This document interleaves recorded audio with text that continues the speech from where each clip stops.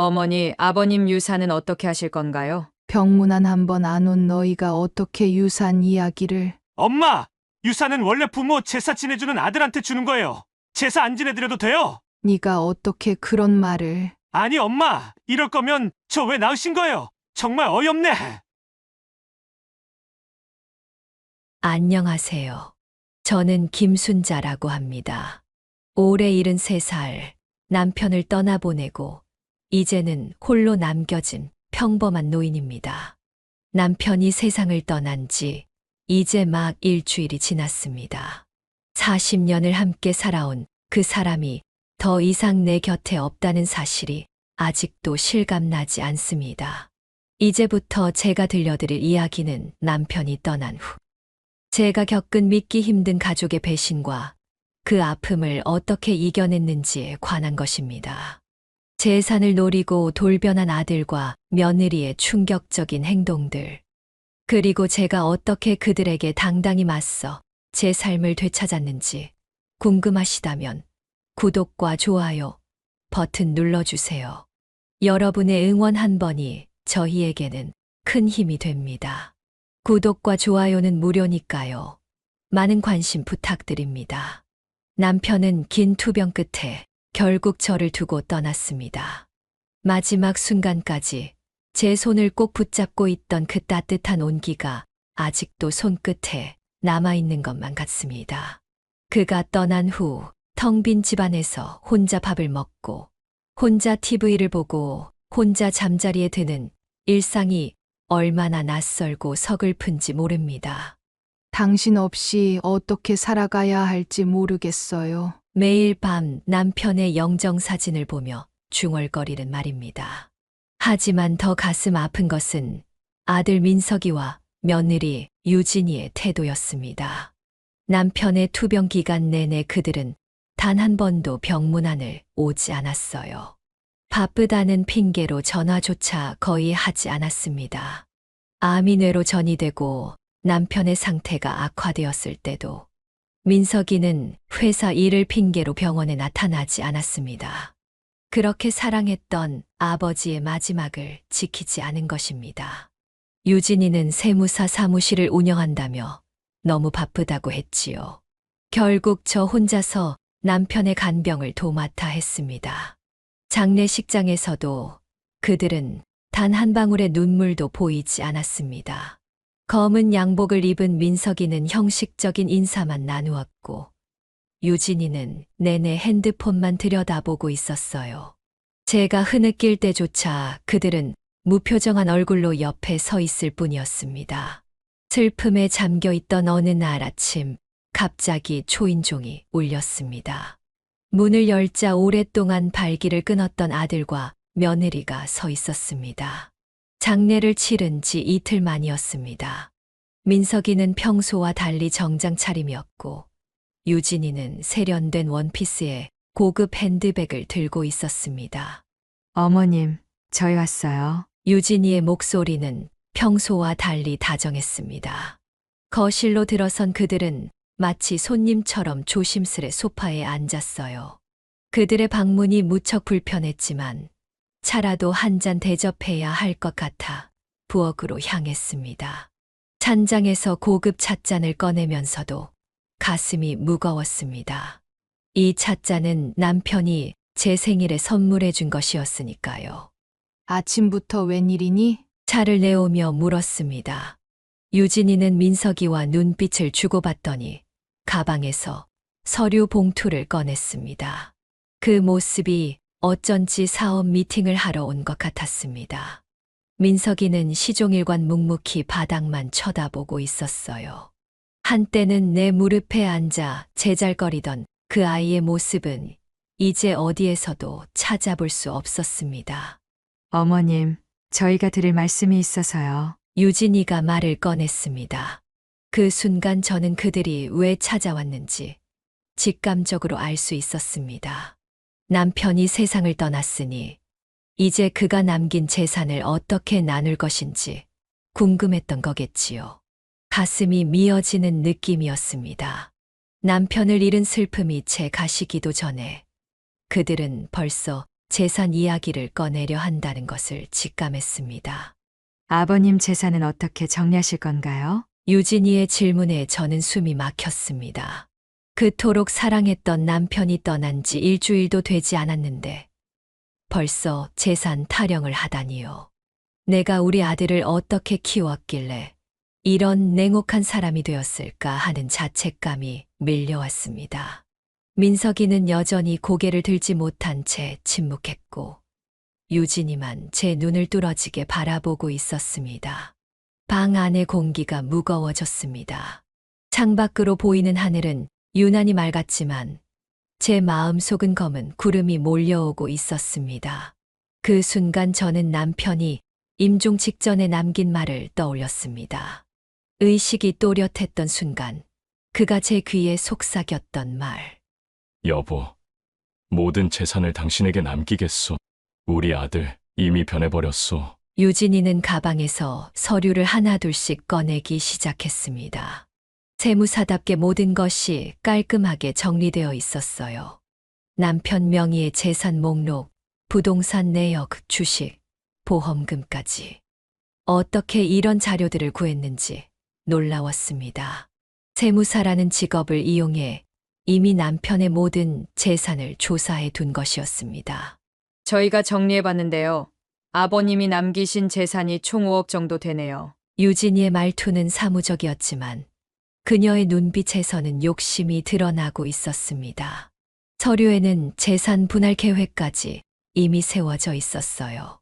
아파트는 시세대로 매각해서 나누고 예금은 즉시 인출하고 남편과 제가 평생 일구어온 모든 것을 순식간에 정리해버리려는 계획이었습니다.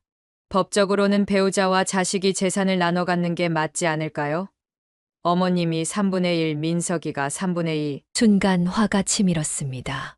장례를 치른 지 일주일도 되지 않았는데 벌써 재산 분배 비율까지 계산해 온 셈이었습니다. 게다가 법적으로는 배우자가 더 많은 비율을 받을 수 있음에도 자기들에게 유리하게 비율을 정해놓은 모양이었죠. 유진이는 제 반응을 살피며 계속해서 말을 이어갔습니다. 그녀의 전략은 명확했습니다. 제가 혼자 된 노인이라 법적 절차나 재산 관리에 어두울 것이라고 생각한 것이죠. 마치 어린아이를 다루듯 쉬운 말로 설명하는 그녀의 태도가 불쾌했습니다. 어머님은 연세도 있으시고 큰 돈을 관리하시기 힘드실 테니 저희가 도와드릴게요. 이 말에 저는 속으로 쓴웃음을 지었습니다. 돈을 관리하기 힘들다고요? 남편이 중소기업을 운영할 때 격리 업무를 20년 넘게 맡아온 저를 그들은 몰랐나 봅니다. 하지만 지금은 제가 알고 있는 모든 것을 드러낼 때가 아니었습니다. 민석이는 계속 침묵을 지켰습니다. 그의 표정에서 잠시 부끄러움이 스쳐 지나가는 듯 했지만 유진이가 그의 무릎을 살짝 쳤을 때 다시 단단한 표정으로 돌아왔습니다. 아들의 모습에서 제가 알던 그 따뜻한 아이는 찾아볼 수 없었습니다. 일단은 생각해 볼게. 지금은 너무 이른 것 같구나. 제 대답에 유진이의 얼굴이 순간 굳어졌습니다. 그녀는 쉽게 제가 넘어올 줄 알았던 모양입니다. 아마도 세무사로서 많은 노인들이 자식들 앞에서 무력해지는 모습을 봐왔을 테니까요. 하지만 저는 달랐습니다. 남편이 이미 모든 준비를 해두었다는 것을 그들은 몰랐으니까요. 유진이는 서류를 가방에 도로 넣으며 불만스러운 표정을 감추지 못했습니다. 그녀는 민석이를 재촉하듯 눈짓했고 두 사람은 자리에서 일어났습니다. 현관으로 향하는 그들의 뒷모습이 어딘지 낯설었습니다. 이제 우리는 한 가족이 아닌 서로의 이익을 위해 싸우는 상대가 되어버린 것 같았습니다. 어머님, 빠른 결정 부탁드려요. 재산 정리는 빨리 할수록 좋으니까요. 유진이의 마지막 말에는 노골적인 조급함이 묻어 있었습니다. 문이 닫히고 저는 소파에 깊이 몸을 묻었습니다. 창밖으로 비가 내리기 시작했습니다. 마치 하늘도 제 마음을 알고 울어주는 것 같았습니다. 그날 밤 저는 오래된 앨범을 꺼내 들었습니다. 민석이가 태어났을 때부터 찍은 사진들이 고스란히 담겨 있었습니다. 첫 돌, 초등학교 입학식, 대학 졸업. 작은 아이가 어른이 되어가는 과정이 모두 그 안에 있었습니다. 어느 지점부터 우리 아들이 변해버린 걸까요? 유진이와 결혼하고 난 이후일까요? 처음엔 성실하고 똑똑해 보이는 며느리가 마음에 들었습니다. 세무사라는 안정적인 직업에 언제나 예의 바르게 굴었으니까요. 하지만 결혼 후 2년쯤 지났을 때부터 민석이의 방문이 뜸해졌습니다. 전화도 점점 짧아졌고 명절에도 얼굴만 비추고 황급히 자리를 떴습니다. 남편은 이런 변화를 누구보다 먼저 알아챘습니다. 우리 아들이 많이 변했어. 저 며느리가 좋은 사람 같지가 않아. 처음에는 남편의 말을 그저 노파심으로 여겼습니다. 하지만 이제 보니 그의 직감이 옳았던 것 같습니다. 침실로 들어가 옷장 깊숙한 곳에서 남편이 남긴 유언장을 꺼냈습니다. 봉투를 열어보니 공증된 유언장과 함께 편지 한 장이 들어 있었습니다. 남편이 제게 남긴 마지막 말이었습니다.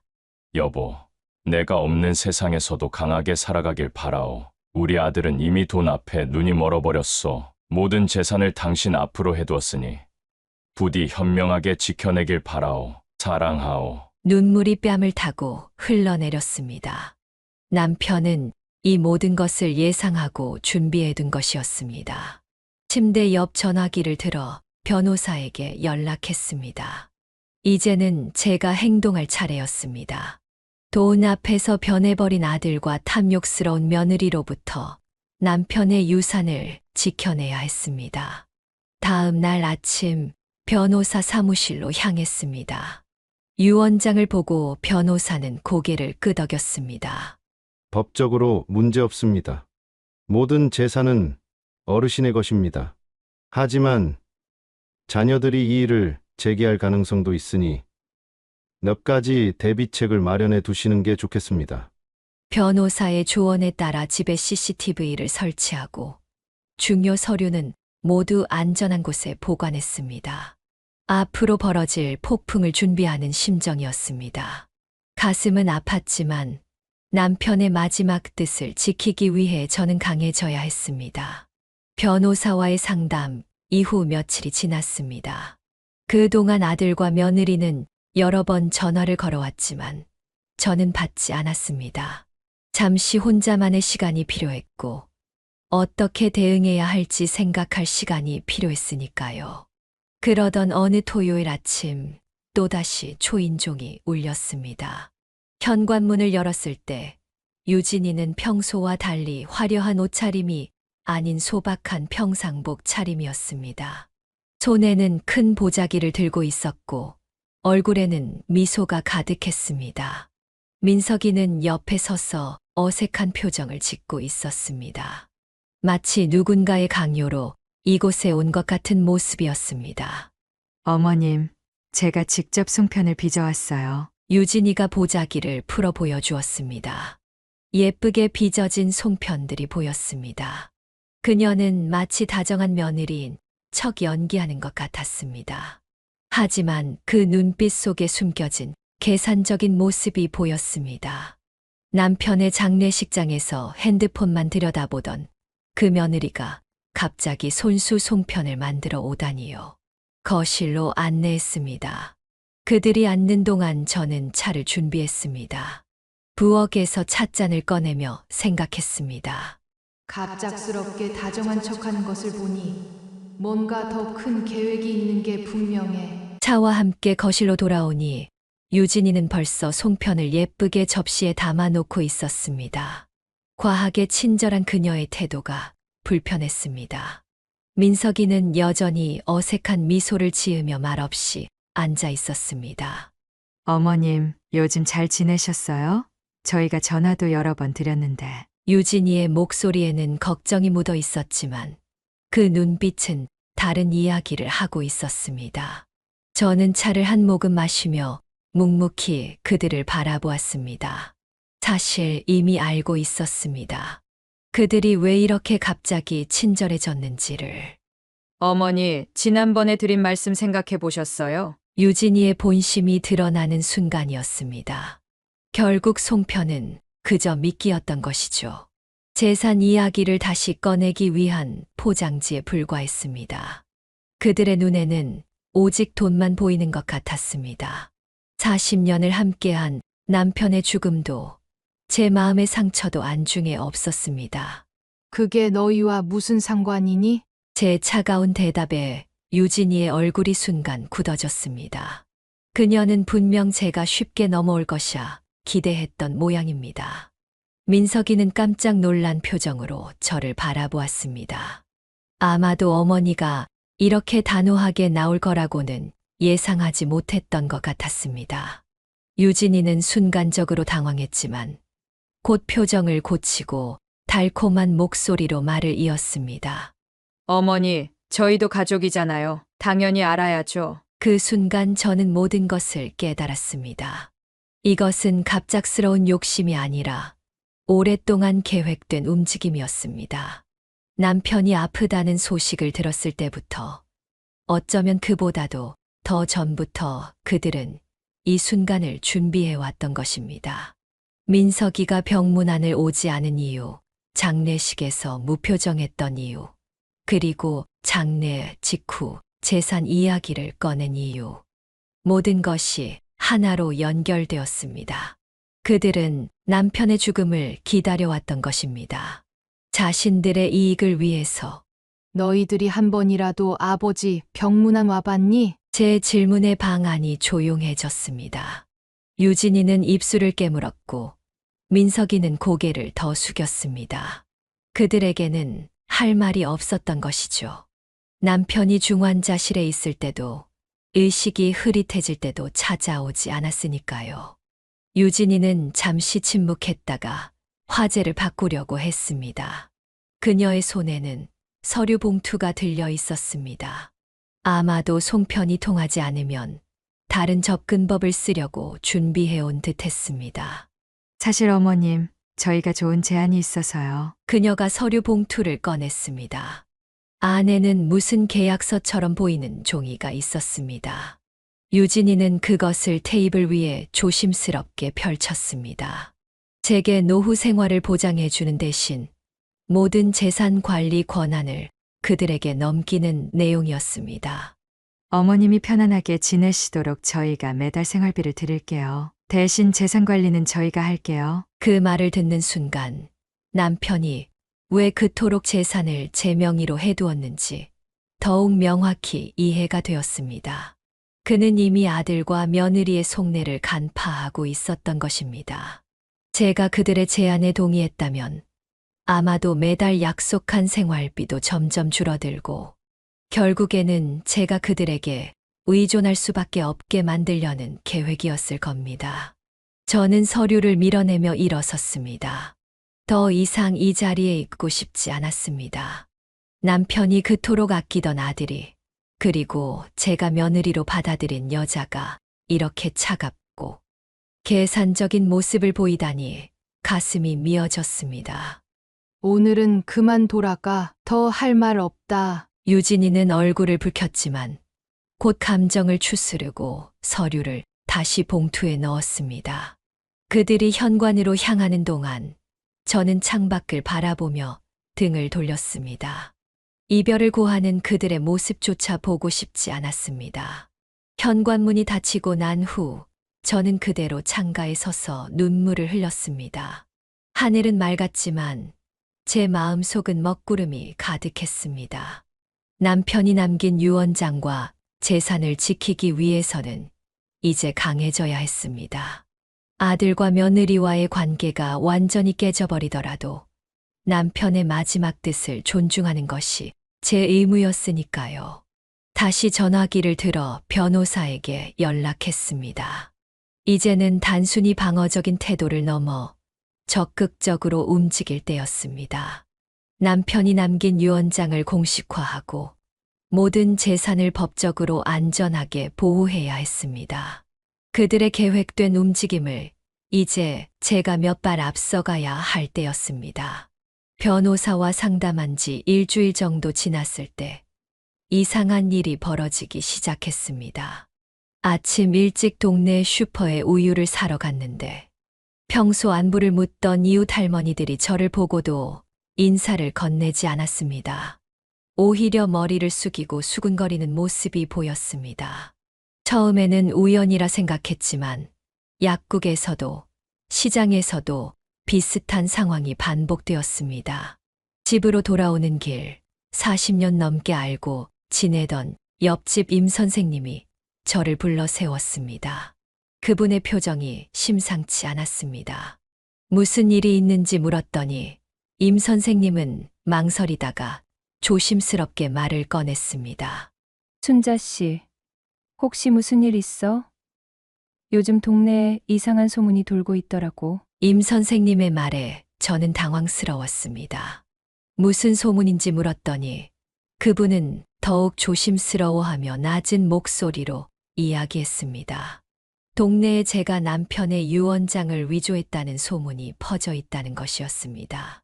남편이 의식이 없는 상태에서 제가 임의로 유언장을 만들었다는 황당한 이야기였습니다. 집에 돌아와 창문을 닫고 혼자 생각에 잠겼습니다. 누가 이런 악의적인 소문을 퍼뜨렸을까요? 답은 명확했습니다. 유진이가 움직이기 시작한 것이었습니다. 제가 그들의 요구에 응하지 않자 다른 방식으로 압박을 가하기 시작한 것이었죠. 다음 날 오래된 친구 박정숙이 전화로 걱정스럽게 물었습니다. 순자야, 괜찮니? 유진이가 법률사무소에 상담하러 다닌다는데. 친구의 말에 따르면 유진이는 여러 법률사무소를 돌아다니며 시아버지의 유언장이 위조됐다는 의견을 구하고 있었다고 합니다. 더 충격적인 것은 그녀가 자신의 세무사 사무실 고객들에게까지 이 이야기를 퍼뜨리고 있다는 사실이었습니다. 유진이의 고객 중에는 우리 동네 사람들도 여럿 있었으니까요. 그날 오후 공원 벤치에 앉아 잠시 쉬고 있는데 갑자기 민석이가 나타났습니다. 오랜만에 홀로 찾아온 아들의 얼굴은 지쳐 보였습니다. 그는 주변을 둘러보더니 저와 조금 떨어진 곳에 앉았습니다. 마치 누가 지켜보고 있는 것을 두려워하는 듯 했습니다. 어머니, 왜 고집을 부리세요? 유진이가 많이 흥분해 있어요. 민석이의 목소리에는 피로감이 묻어났습니다. 그는 유진이의 심부름꾼처럼 보였습니다. 아들의 모습이 안쓰러웠지만 동시에 실망스러웠습니다. 자신의 아버지를 생각하기보다는 아내의 뜻에 따르는 모습이 너무나 낯설었습니다. 민석이는 저를 설득하려 했지만 제가 단호하게 거절하자 이내 자리를 떴습니다. 그의 뒷모습을 바라보며 제 마음은 무너져 내렸습니다. 내가 그토록 사랑하며 키웠던 아들이 이제는 낯선 사람이 되어 있었습니다. 이틀 후 아파트 관리실에서 연락이 왔습니다. 유진이가 찾아와 남편의 사망증명서와 가족관계증명서, 복사본을 요청했다는 것이었습니다. 관리인은 저에게 확인 전화를 한 것이었습니다. 유진이가 무슨 서류를 더 모으고 있는지 불안했습니다. 그날 저녁 갑자기 초인종이 울렸습니다. 문을 열자 동네 부녀회장님이 서 있었습니다. 그녀는 어색한 표정으로 안부를 물었습니다. 김순자 씨, 요즘 어떻게 지내세요? 혹시 도움이 필요하진 않으세요? 부녀회장의 눈빛에는 의심과 연민이 섞여 있었습니다. 저는 무슨 일인지 직접 물었습니다. 부녀회장은 망설이다가 말을 꺼냈습니다. 어제 유진이가 부녀회 모임에 찾아와 저에 대한 이야기를 했다는 것이었습니다. 어머니가 치매 초기 증상이 있어서 걱정이에요. 아버님이 돌아가시기 전에 유언장을 조작한 것 같아요. 부녀회장이 전해준 유진이의 말이었습니다. 저는 그 자리에서 얼어붙었습니다. 치매라니요. 유언장 조작이라니요. 이런 악의적인 거짓말을 퍼뜨리다니 며느리의 뻔뻔함에 할 말을 잃었습니다. 그날 밤 잠을 이루지 못했습니다. 창밖으로 보이는 별들이 유난히 차갑게 느껴졌습니다. 남편이 살아있었다면 이런 상황에서 어떻게 했을까 생각하며 침대에 몸을 뉘었습니다. 그때 전화가 울렸습니다. 밤늦은 시간이라 놀랐지만 발신자를 확인하고 더 놀랐습니다. 유진이었습니다. 어머님, 이러다가 더 힘들어지실 수 있어요. 제발 현명하게 생각하세요. 유진이의 목소리는 마치 협박처럼 들렸습니다. 말은 걱정하는 척했지만 그 속에 담긴 의미는 분명했습니다. 계속 버티면 더 큰 일이 벌어질 거예요 라는 경고였습니다. 저는 아무 말 없이 전화를 끊었습니다. 다음 날 아침 우편함을 확인했더니 익명의 편지가 들어 있었습니다. 열어보니 거짓말쟁이라는 단어가 큼직하게 적혀 있었습니다. 순간 가슴이 철렁 내려앉았습니다. 이제는 이런 식의 괴롭힘까지 당하는구나 싶었습니다. 그날 오후 변호사 사무실을 찾았습니다. 모든 상황을 설명하자 변호사는 심각한 표정으로 고개를 끄덕였습니다. 명예훼손으로 대응할 수 있습니다. 그리고 CCTV 설치도 필요할 것 같네요. 변호사의 조언에 따라 집 안과 현관에 CCTV를 설치했습니다.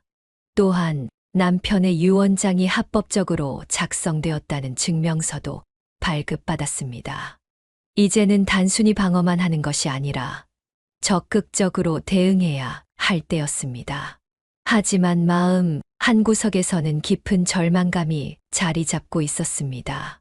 평생을 함께한 이웃들이 저를 의심의 눈초리로 바라보고 사랑하는 아들은 돈 앞에 눈이 멀어 자신의 어머니에게 등을 돌렸습니다. 남편이 떠난 빈자리가 그 어느 때보다 크게 느껴지는 순간이었습니다. CCTV를 설치한 지 일주일이 지났습니다. 매일 밤 휴대폰으로 실시간 영상을 확인하는 것이 습관이 되었습니다. 불안한 마음에 잠을 설치는 날이 많았기 때문이죠.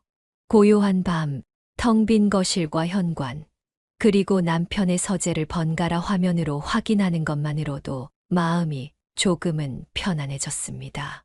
그날도 평소와 같은 밤이었습니다. 시계는 밤 11시를 가리키고 있었고, 저는 침실에서 휴대폰으로 CCTV 화면을 확인하며 잠자리에 들 준비를 하고 있었습니다.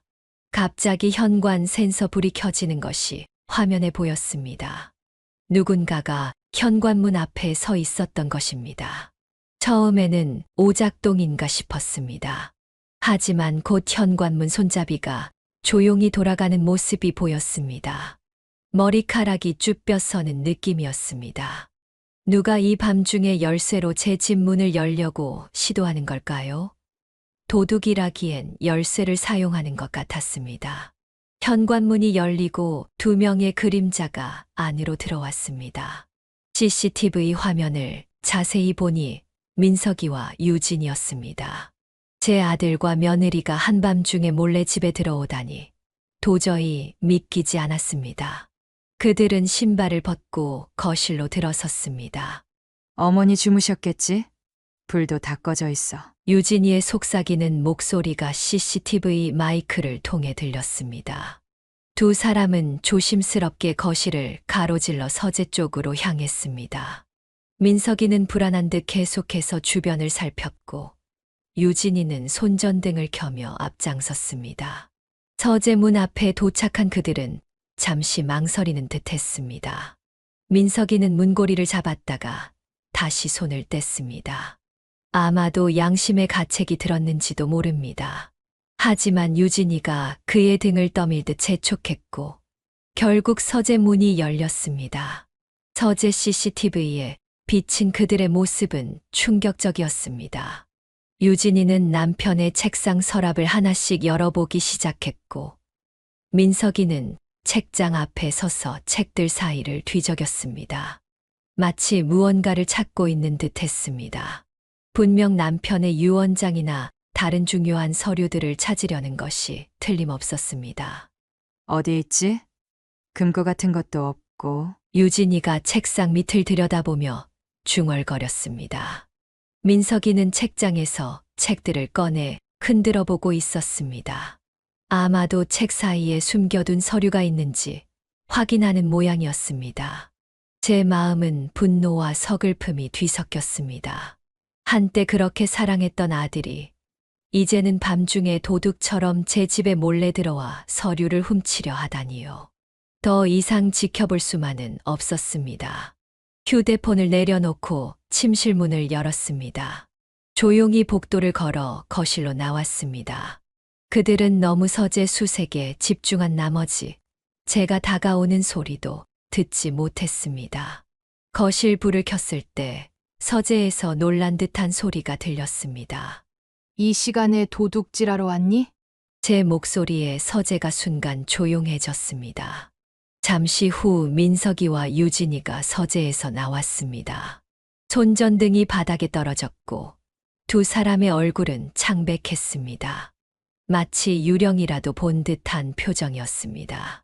특히 민석이는 제 눈을 똑바로 바라보지 못하고 고개를 숙였습니다. 유진이가 먼저 정신을 차린 듯 했습니다. 그녀는 이내 태연한 표정을 지으며 말했습니다. 어머님, 오해하지 마세요. 그냥 어머님이 뭘 숨기고 계신지 확인하고 싶었을 뿐이에요. 그녀의 뻔뻔함에 말문이 막혔습니다. 한밤중에 남의 집에 몰래 들어와 서류를 뒤지는 것을 마치 당연한 일처럼 말하는 그녀의 태도가 충격적이었습니다. 민석이는 여전히 고개를 들지 못하고 바닥만 쳐다보고 있었습니다. 아버지 유 원장을 찾으러 온 거니? 제 질문에 두 사람 모두 대답하지 않았습니다. 대신 유진이는 가방을 챙기며 민석이의 팔을 잡아 끌었습니다. 그들은 황급히 현관으로 향했습니다. 저는 휴대폰을 들어 CCTV 영상을 보여주었습니다. 이 영상 모두 녹화됐다. 신고하면 불법 침입으로 처벌받을 수 있어. 유진이의 얼굴이 순간 굳어졌습니다.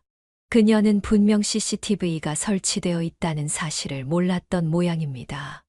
민석이는 더욱 창백해졌고 그의 손이 떨리는 것이 보였습니다.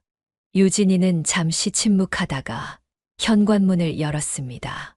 어머님, 우리는 그저 걱정돼서 그랬어요. 나중에 후회하실 겁니다. 유진이의 말에는 여전히 협박의 냄새가 묻어 있었습니다. 하지만 이제 저는 더 이상 두렵지 않았습니다. 그들의 행동이 모두 증거로 남았으니까요. 문이 닫히고 난 후 저는 바로 변호사에게 전화를 걸었습니다. 밤늦은 시간이라 죄송했지만 이 일은 너무 중요했습니다. 변호사님, 방금 제 아들과 며느리가 집에 몰래 들어와서 서류를 뒤졌어요. CCTV에 다 찍혔습니다. 변호사는 당장 영상을 백업해두라고 조언했습니다. 그리고 다음 날 바로 만나자고 했습니다. 전화를 끊고 서재로 들어가 보니 책장과 책상이 엉망이었습니다. 민석이와 유진이가 얼마나 급하게 서류를 찾았는지 알 수 있었습니다. 책상 위에는 남편의 사진이 놓여 있었습니다. 그 사진 속 남편은 미소를 띠고 있었지만 지금 이 상황을 본다면 얼마나 마음이 아플까요? 자신의 아들이 이렇게 변해버린 모습을. 여보, 제가 잘 지켜낼게요. 걱정 마세요. 남편의 사진을 바라보며 중얼거렸습니다. 이제는 단순히 재산을 지키는 것이 아니라 남편의 마지막 뜻을 존중하는 일이었습니다. 아들과 며느리의 불법 행위가 찍힌 영상은 이제 저의 강력한 무기가 되었습니다. 이 싸움에서 물러설 수 없었습니다. 다음 날 아침 변호사는 CCTV 영상을 꼼꼼히 살펴본 후 불법 침입에 대한 고소장을 준비하겠다고 했습니다. 하지만 저는 잠시 망설였습니다. 아무리 그래도 민석이는 제 아들이었으니까요. 변호사는 제 마음을 이해한다며 며칠 더 생각해보라고 말했습니다. 집으로 돌아온 저는 엉망이 된 서재를 정리하기 시작했습니다. 책장에서 떨어진 책들을 제자리에 꽂고 흐트러진 서류들을 정돈했습니다. 민석이와 유진이가 얼마나 급하게 서류를 찾았는지 거의 모든 것이 뒤집혀 있었습니다. 책상 서랍을 정리하던 중 이상한 점을 발견했습니다. 남편이 평소 쓰던 만년필 케이스가 열려 있었고 그 안에 있어야 할 귀중한 만년필이 사라져 있었습니다. 그것은 남편이 회사 창립 20주년 기념으로 받은 것으로 금으로 만들어진 고가의 물건이었습니다. 분명 민석이와 유진이가 가져간 것이 틀림없었습니다. 갑자기 분노가 치밀었습니다. 서류를 훔치려다 실패하자 값비싼 물건이라도 가져간 것이었습니다. 이런 비열한 행동을 저지르다니 더 이상 그들을 자식과 며느리로 생각할 수 없었습니다. 저는 즉시 변호사에게 전화를 걸어 상황을 설명했습니다. 그리고 고소장을 제출하기로 결정했습니다. 변호사는 경찰에 신고하는 것도 함께 진행하자고 조언했습니다. 저는 무거운 마음으로 동의했습니다. 경찰서에 신고한 지 이틀 후 경찰관이 집으로 찾아왔습니다. 민석이와 유진이의 집을 수색했다는 소식이었습니다. 놀랍게도 그들의 집에서 남편의 만년필뿐만 아니라 저희 집에서 사라진 다른 귀중품들도 함께 발견되었다고 합니다. 그들은 몇 번이나 더 몰래 집에 들어와 물건을 가져갔던 것입니다. 김순자 씨, 수색 과정에서 중요한 증거물을 발견했습니다. 한번 확인해 주시겠어요? 경찰관이 증거 봉투를 내밀었습니다.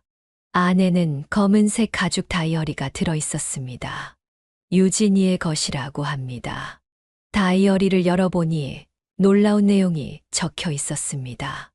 유진이가 계획적으로 저희 재산을 노리고 있었다는 결정적인 증거였습니다. 다이어리에는 날짜별로 계획이 빼곡하게 적혀 있었습니다. 남편이 중병에 걸렸다는 소식을 들은 직후부터 시작된 기록이었습니다. 저는 손이 떨리는 것을 느꼈습니다. 남편이 아직 살아있을 때부터 유진이는 이미 그의 죽음 이후를 계획하고 있었던 것입니다. 1단계 시아버지 사망 후 유언장 확인, 불리할 경우 위조 주장, 2단계 시어머니 치매 진단서 위조조, 3단계 법원의 후견인 지정 신청, 4단계 모든 재산 이전, 치밀하게 짜여진 계획이 날짜와 함께 상세히 적혀 있었습니다. 심지어 어떤 의사에게 부탁하여 가짜 치매 진단서를 만들지, 어떤 변호사를 통해 후견인 신청을 할지까지 메모되어 있었습니다. 마치 범죄 계획서를 보는 것 같았습니다. 이런 끔찍한 계획을 세우다니 정말 믿기지 않네요. 경찰관의 말에 저는 그저 고개를 끄덕였습니다. 말로 표현할 수 없는 배신감과 충격이 밀려왔습니다. 다이어리의 마지막 페이지에는 더 충격적인 내용이 있었습니다. 남편의 재산을 모두 차지한 후 저를 요양원에 보내는 계획까지 세워두고 있었던 것입니다. 이 정도면 사기 미수 혐의로 충분히 입건할 수 있습니다. 또한 불법 침입과 절도 혐의도 있고요. 경찰관의 말에 저는 잠시 생각에 잠겼습니다. 정말 제 아들과 며느리를 법적으로 처벌해야 하는 상황까지 온 것이었습니다. 하지만 이미 돌이킬 수 없는 강을 건넌 것 같았습니다. 그들이 저를 배신한 것이 아니라 제가 그들의 본 모습을 마주한 것뿐이었습니다. 경찰서에서 나온 후 저는 공원 벤치에 홀로 앉아 생각에 잠겼습니다. 다이어리의 내용이 계속 머릿속을 맴돌았습니다. 유진이는 처음부터 계획을 가지고 민석이와 결혼했던 것일까요? 아니면 결혼 후 어느 시점에서 변질된 것일까요? 그리고 민석이는 이 모든 계획을 알고 있었을까요? 문득 민석이의 대학 시절이 떠올랐습니다. 늘 착하고 성실했던 아들이었는데 유진이를 만난 후 조금씩 변해갔습니다. 처음에는 단순히 신혼이라 바쁘다고 생각했는데 점차 연락도 뜸해지고 태도도 냉랭해졌습니다. 유진이의 영향이 이렇게까지 컸던 걸까요? 집으로 돌아오는 길, 우연히 민석이를 마주쳤습니다. 그는 경찰 조사를 마치고 나오는 길인 듯 했습니다. 창백한 얼굴로 저를 바라보던 그의 눈에는 복잡한 감정이 서려 있었습니다. 어머니, 저는 몰랐어요. 유진이가 그런 계획을 세운 줄은. 민석이의 목소리는 떨렸습니다. 그의 말이 사실일까요? 아니면 또 다른 거짓말일까요? 이제는 무엇을 믿어야 할지 혼란스러웠습니다. 그저 한 가지 분명한 것은 더 이상 예전의 관계로 돌아갈 수 없다는 사실이었습니다. 이제 와서 그게 무슨 소용이니? 제 말에 민석이는 고개를 숙였습니다.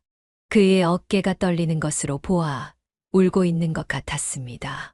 하지만 저는 더 이상 위로해 줄 수 없었습니다. 너무 많은 상처와 배신이 있었으니까요. 집에 돌아와 남편의 사진을 바라보았습니다. 그가 살아 있었다면 이 상황을 어떻게 받아들였을까요? 아마도 저보다 더 큰 충격을 받았을 것입니다. 그토록 사랑했던 아들이 이렇게 변해버렸으니까요. 창밖으로 저녁 노을이 지고 있었습니다. 아름다운 노을과는 대조적으로 제 마음은 어둠으로 가득 찼습니다. 하지만 이제는 진실을 알았으니 앞으로 어떻게 행동해야 할지도 명확해졌습니다. 남편이 남긴 유산을 지키는 것뿐만 아니라 저 자신을 그들의 악의적인 계획으로부터 보호해야 했습니다. 경찰 조사가 진행되는 동안 저는 더 이상 수동적으로 기다리기만 할 수 없었습니다. 며느리의 다이어리에서 발견된 악랄한 계획을 보고 나니 이제는 제가 먼저 행동해야 할 때라고 느꼈습니다. 변호사와 상담 후 저는 반격을 준비하기 시작했습니다. 변호사는 유진이의 개인 이력과 사업 활동에 대해 조사해보자고 제안했습니다.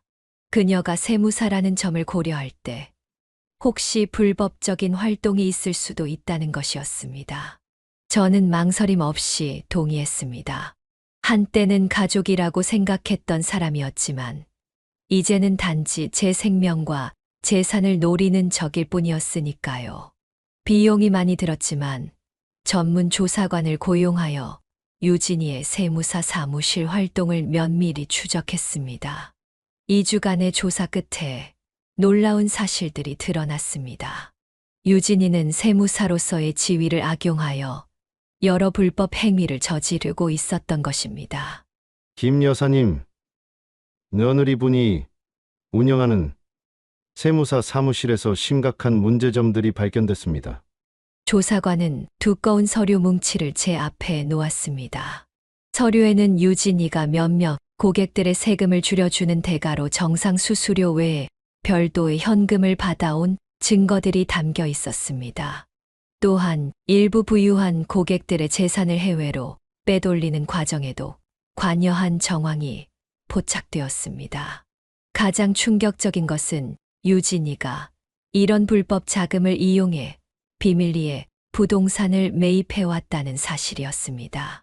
그녀는 세무사 일을 하면서도 가명으로 세 채의 아파트와 상가 한 동을 소유하고 있었습니다. 그 중 일부는 남편인 민석이조차 모르는 것으로 보였습니다. 이 정도면 국세청에 신고할 수 있을까요? 제 질문에 조사관은 고개를 끄덕였습니다. 유진이의 세금 탈루와 불법 자문 행위는 명백한 범죄였고 이는 세무사 자격 박탈로 이어질 수 있는 중대한 문제였습니다. 저는 긴 숨을 들이쉰 후 결정을 내렸습니다. 유진이가 제게 가한 것과 같은 고통을 그녀도 느껴봐야 할 때였습니다. 변호사의 도움을 받아 국세청에 공식 제보를 했습니다. 모든 증거 자료를 제출하고 유진이가 어떻게 세무사로서의 지위를 남용해왔는지 상세히 설명했습니다. 저는 제보자로서 신분을 밝히지 않았지만 언젠가 유진이가 이 일이 저의 소행임을 알게 될 것이라는 사실을 알고 있었습니다. 제보한 지 약 열흘 후 아침 뉴스를 보다가 깜짝 놀랐습니다. 세무사 사무실 대대적인 세무조사 실시라는 헤드라인이 화면에 떴고 그 중에는 유진이의 사무실도 포함되어 있었습니다. 카메라는 유진이의 사무실 앞에 도착한 국세청 조사관들의 모습을 비추고 있었습니다. 그날 오후 민석이에게서 전화가 왔습니다. 목소리가 떨리고 있었습니다. 어머니, 혹시 아세요? 유진이 사무실에 세무조사가 들어왔어요. 무슨 일인지. 저는 침묵했습니다. 민석이가 계속해서 말을 이어갔습니다. 유진이가 크게 당황하고 있으며 왜 갑자기 조사가 시작됐는지 이해할 수 없다고 했습니다. 그는 아내를 걱정하는 듯 했지만 동시에 뭔가 의심하고 있는 눈치였습니다. 세상에 비밀은 없는 법이야. 잘못한 게 있으면 언젠간 드러나게 되어 있어. 제 대답에 민석이는 잠시 침묵했습니다. 아마도 제 말이 단순한 인생 교훈이 아니라 더 깊은 의미를 담고 있다는 것을 감지한 것 같았습니다. 전화는 그렇게 어색하게 끝났습니다. 세무조사는 예상보다 장기간 지속되었습니다. 한 달이 지나도록 유진이의 사무실은 정상 운영이 불가능했습니다. 고객들은 하나둘 떠나갔고 언론에서는 불법 탈세 자문 의혹이라는 기사가 보도되기 시작했습니다. 유진이의 평판은 순식간에 추락했습니다. 그러던 어느 날, 제 집 앞에 유진이가 나타났습니다. 평소의 당당한 모습은 온데간데 없이 초췌한 얼굴이었습니다. 눈가에는 다크서클이 짙게 내려앉아 있었고, 옷차림도 평소보다 흐트러져 있었습니다. 어머님이 신고하셨죠. 저에 대한 모든 것을 조사해서. 유진이의 눈빛은 분노로 가득 차 있었습니다. 하지만 그 속에는 두려움도 함께 비쳤습니다. 저는 그녀를 집 안으로 들이지 않고 현관에 서서 대화를 이어갔습니다. 증거가 있으니 내 스스로에게 물어봐. 왜 이런 일이 생겼는지. 유진이는 입술을 꽉 깨물었습니다. 그녀는 말을 이을 것 같다가 갑자기 돌아서서 사라졌습니다. 하지만 저는 알고 있었습니다. 이것은 시작에 불과하다는 것을. 일주일 후 국세청의 1차 조사 결과가 나왔습니다. 유진이의 세무사 사무실에서 지난 5년간 약 3억 원에 달하는 탈세 혐의가 발견되었고 불법 자문 행위도 다수 적발되었다고 합니다. 그녀는 세무사 자격 정지 처분을 받았고 추가 조사를 통해 형사 고발 여부가 결정될 예정이었습니다. 민석이는 더 이상 전화하지 않았습니다. 아마도 유진이의 일과 저희 관련성을 짐작했을 것입니다. 어쩌면 부부 사이에도 균열이 생겼을지 모릅니다. 처음에는 가슴이 아팠지만 이제는 담담하게 받아들일 수 있었습니다. 그들이 저에게 한 일을 생각하면 이 정도의 반격은 당연한 것이었으니까요. 밤하늘의 별을 바라보며 생각했습니다. 남편이 살아있었다면 제 행동을 어떻게 생각했을까? 아마도 처음에는 놀라고 안타까워했겠지만 결국에는 저를 이해해 주었을 것입니다. 그는 항상 정의를 중요시했으니까요. 이제 저는 제 인생의 새로운 장을 준비하고 있습니다. 남편이 남긴 재산을 지키는 것도 중요하지만 더 중요한 것은 제 자신의 존엄성과 남은 삶의 행복을 지키는 일이라고 생각합니다.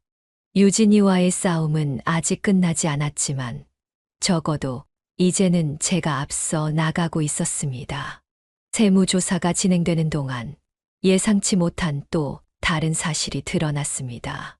국세청 조사관이 유진이의 금융거래 내역을 살펴보던 중 이상한 점을 발견한 것입니다. 유진이의 개인 계좌로 매달 상당한 금액이 입금되고 있었는데 그 출처가 강태우라는 사람이었습니다. 조사관은 이 강태우가 누구인지 알아보았고 그가 유진이의 세무사 사무실 주요 거래처 중 하나인 태우회계법인의 대표라는 사실을 밝혀냈습니다. 더 조사해보니 유진이와 강태우는 단순한 업무 관계 이상의 친밀한 사이였던 것입니다. 김 여사님, 민감한 내용이지만 알려드려야 할 것 같습니다. 며느리 분과 이 강태우라는 사람 사이에 개인적인 관계가 있는 것 같습니다. 조사관이 건네준 서류에는 호텔 영수증, 해외여행 기록, 그리고 두 사람이 함께 찍은 사진까지 포함되어 있었습니다. 사진 속 유진이는 민석이와 함께 있을 때와는 전혀 다른 모습이었습니다. 환하게 웃고 있는 그녀의 얼굴에는 진심이 담겨 있었습니다. 저는 충격의 말을 잊지 못했습니다. 유진이가 재산을 노리고 악랄한 계획을 세운 것도 충격적이었지만 아들을 배신하고 다른 남자와 관계를 맺고 있었다는 사실은 더욱 가슴 아팠습니다. 민석이가 얼마나 상처받을지 생각하니 마음이 무거워졌습니다. 그뿐만이 아니었습니다. 조사관은 유진이와 강태우가 비밀리에 공동 계좌를 개설해 운영하고 있다는 사실도 알려주었습니다. 그 계좌에는 약 2억 원이 예치되어 있었고 대부분의 돈은 유진이가 세무사 업무를 통해 불법적으로 얻은 수입이었습니다. 더 충격적인 것은 이 돈의 일부가 민석이의 급여 계좌에서 빠져나간 금액이라는 점이었습니다.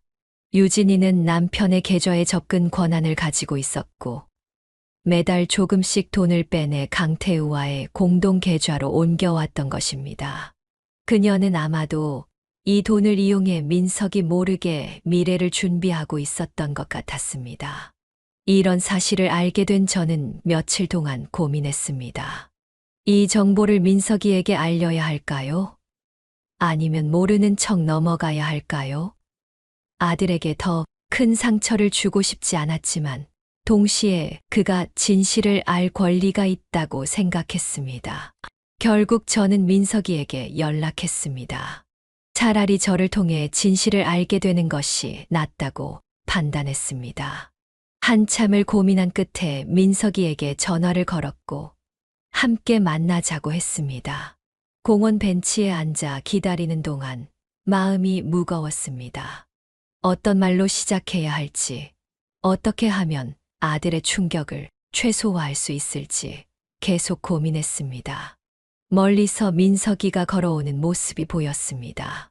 전보다 더 야위어 보였고 얼굴은 피곤해 보였습니다.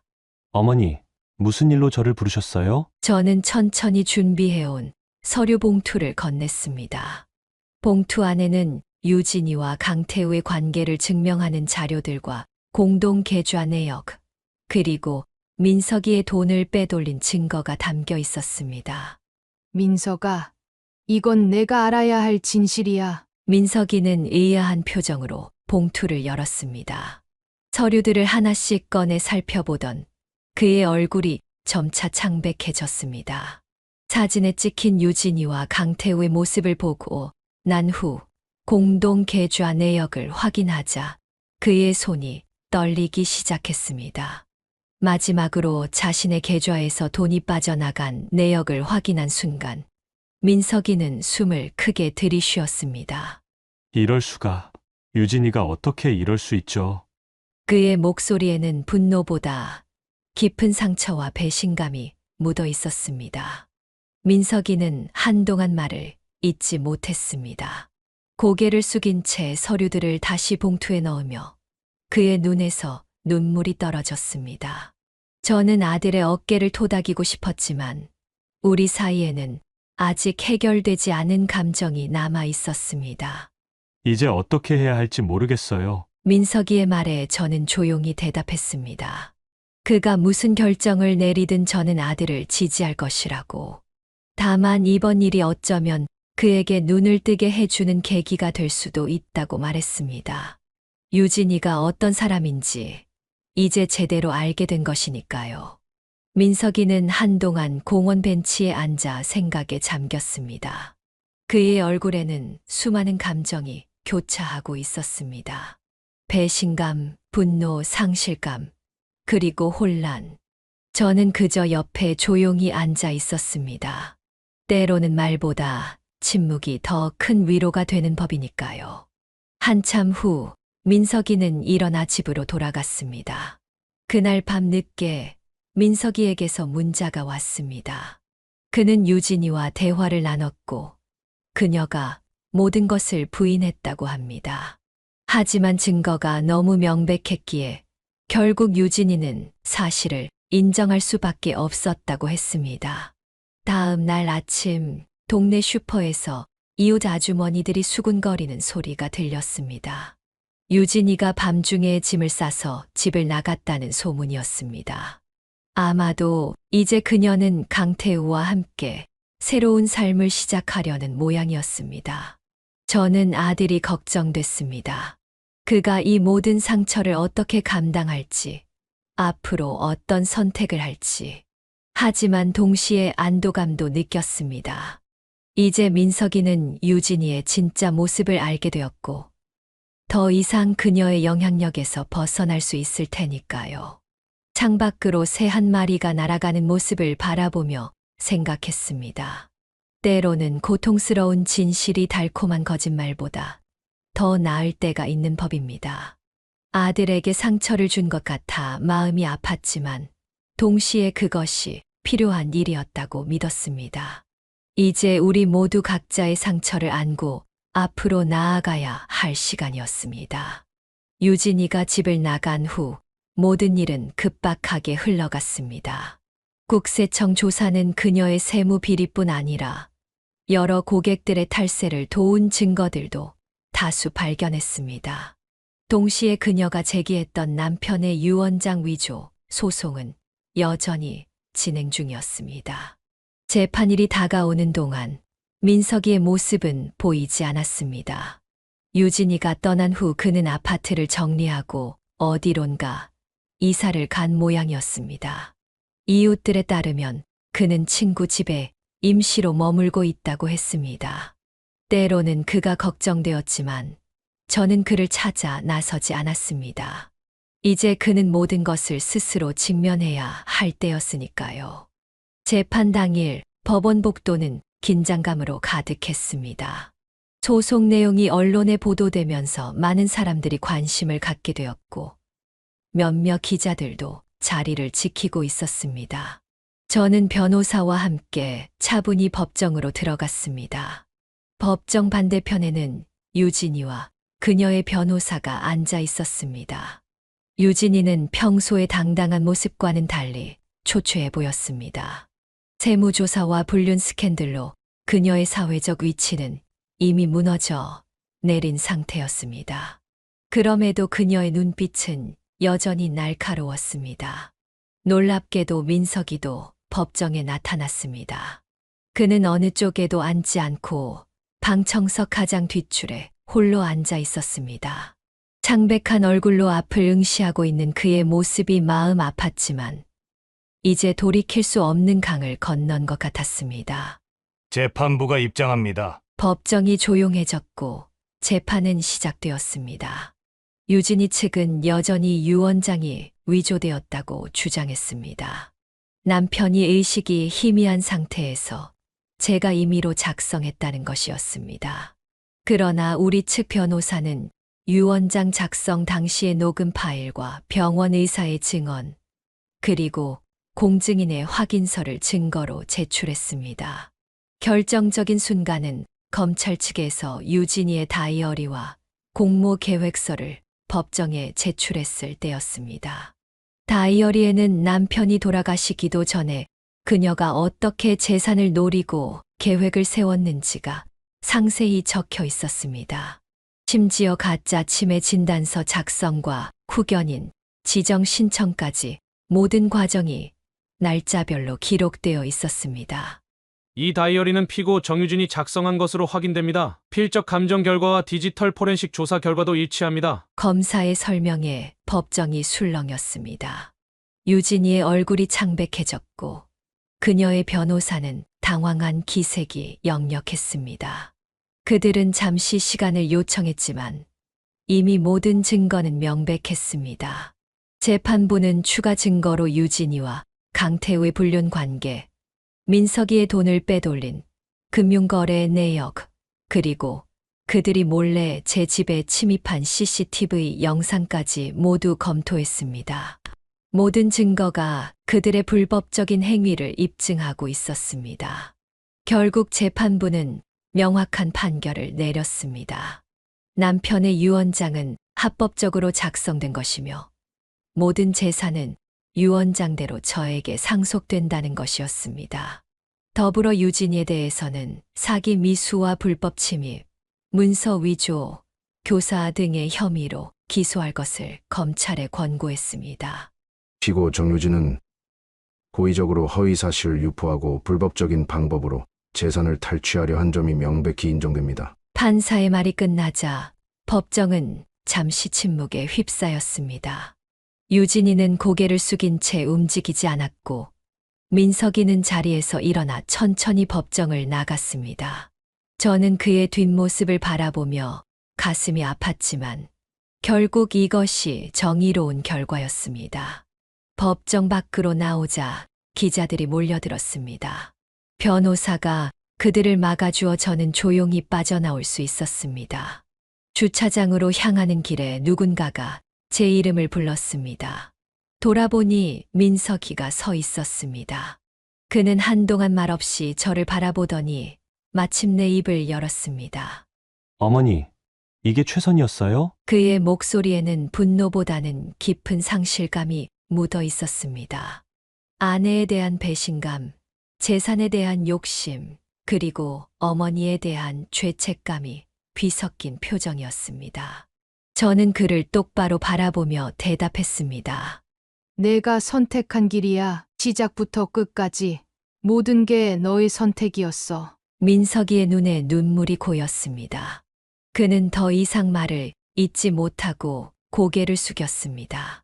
어린 시절 제잘거리던 그 아이, 아버지의 어깨에 올라타며 좋아하던 그 아이는 이제 어디에도 없었습니다. 남은 것은 자신의 선택으로 모든 것을 잃은 한 남자뿐이었습니다. 다시 시작할 수 있을까요? 민석이의 마지막 질문에 저는 잠시 생각했습니다. 용서와 화해의 가능성은 언제나 열려 있지만 그것이 쉬운 일은 아닐 것입니다. 저는 그저 고개를 끄덕이고 돌아섰습니다. 시간이 모든 것을 알려줄 것입니다. 집으로 돌아오는 길, 창밖으로 떨어지는 단풍잎들이 보였습니다. 가을이 깊어가고 있었습니다.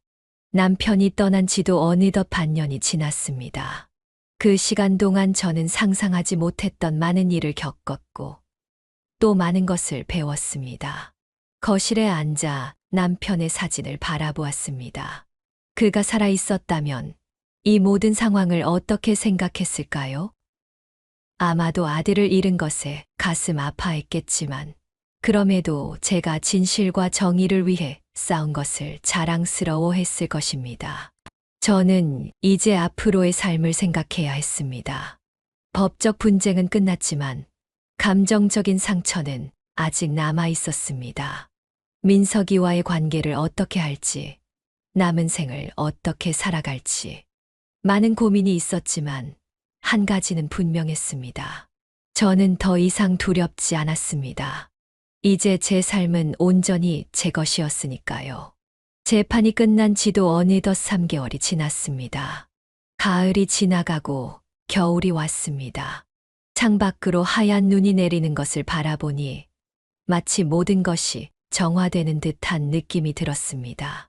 남편이 떠난 후 겪었던 모든 고통과 시련이 하얀 눈처럼 조용히 내려앉아 평화로워지는 것 같았습니다.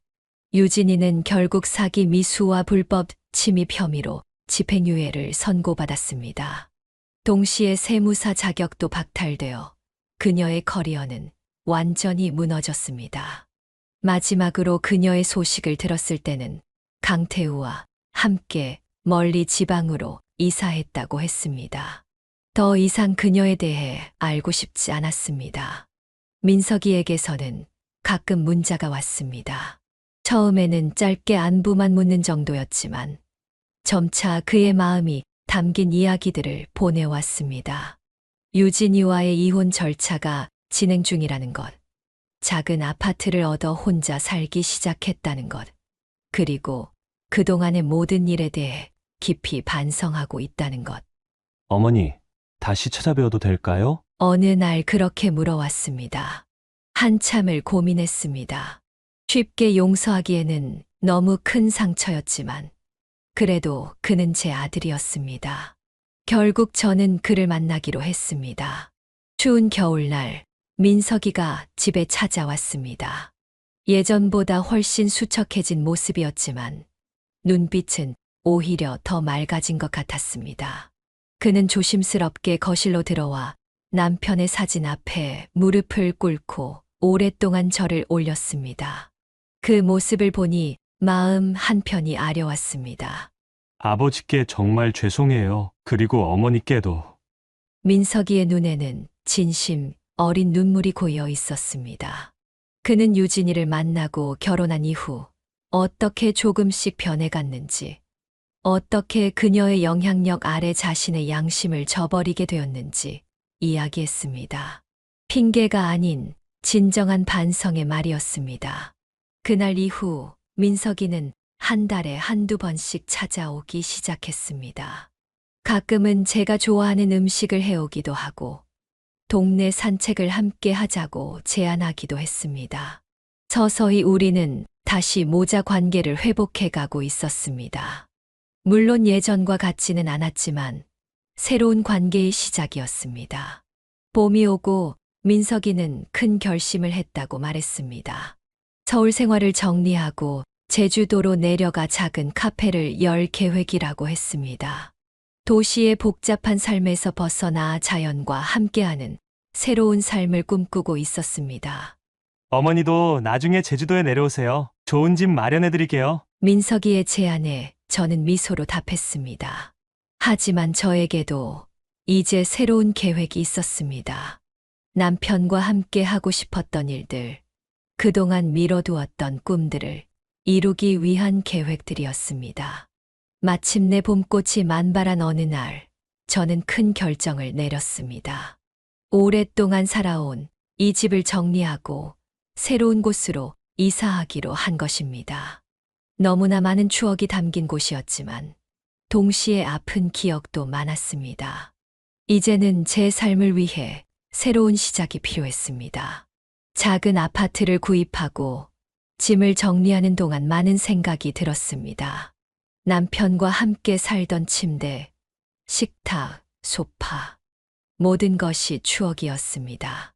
하지만 그중 일부는 버리고 일부는 기부하고 정말 소중한 것들만 새 집으로 가져가기로 했습니다. 마치 제 인생의 짐도 덜어내는 것 같았습니다. 이사 당일 민석이가 찾아와 도움을 주겠다고 했습니다. 그 제안을 받아들이면서 저는 지난날의 많은 것을 용서하기로 했습니다. 용서는 상대방을 위한 것이 아니라 결국 나 자신을 위한 것임을 깨달았기 때문입니다.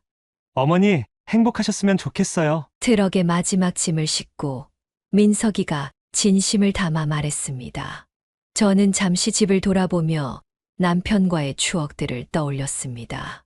그리고 마음속으로 작별 인사를 했습니다. 새 집에서의 생활은 생각보다 더 활기찼습니다. 동네 문화센터에서 서예 강좌를 듣기 시작했고 매주 2번씩 요가 수업도 참여했습니다. 평생 미루어왔던 여행도 계획하기 시작했습니다. 처음으로 혼자서 제주도를 여행했고 그곳에서 우연히 민석이의 카페도 방문했습니다. 그는 정착해가는 모습이었고 새로운 인연도 만나고 있다고 했습니다. 이제는 내 삶을 위해 살아갈 때야. 창가에 앉아 따스한 햇볕을 받으며 중얼거렸습니다. 남편이 남겨준 재산과 함께 그가 남겨준 더 큰 선물은 바로 이 자유로운 삶을 살 수 있는 용기였습니다. 이제 저는 더 이상 누구의 어머니나 아내로서가 아닌 김순자라는 한 사람으로서 제 삶을 살아가고 있었습니다. 여러분의 인생에도 저와 같은 어려운 시간이 찾아올 수 있습니다. 하지만 기억하세요. 어떤 어려움도 영원하지 않으며 모든 것은 결국 지나갑니다. 그리고 그 과정에서 우리는 더 강해지고 더 현명해집니다. 제 이야기가 여러분에게 작은 위로와 용기가 되었기를 바랍니다. 노년의 삶이 결코 외롭고 무기력한 것이 아니라 새로운 시작이 될 수 있다는 것을 알려드리고 싶었습니다. 이 채널에서는 앞으로도 저와 같은 많은 노인들의 진솔한 이야기를 통해 여러분에게 감동과 교훈을 전해드리고자 합니다. 구독과 좋아요, 그리고 알림 설정을 통해 더 많은 인생 이야기를 만나보세요. 여러분의 댓글도 저희에게 큰 힘이 됩니다. 여러분이나 여러분 주변에서 비슷한 경험이 있으셨다면 또는 이런 상황에서 어떻게 대처하셨는지 댓글로 공유해 주세요. 서로의 이야기를 통해 우리 모두 조금 더 현명한 삶의 지혜를 얻을 수 있을 것입니다. 오늘도 끝까지 시청해 주셔서 감사합니다.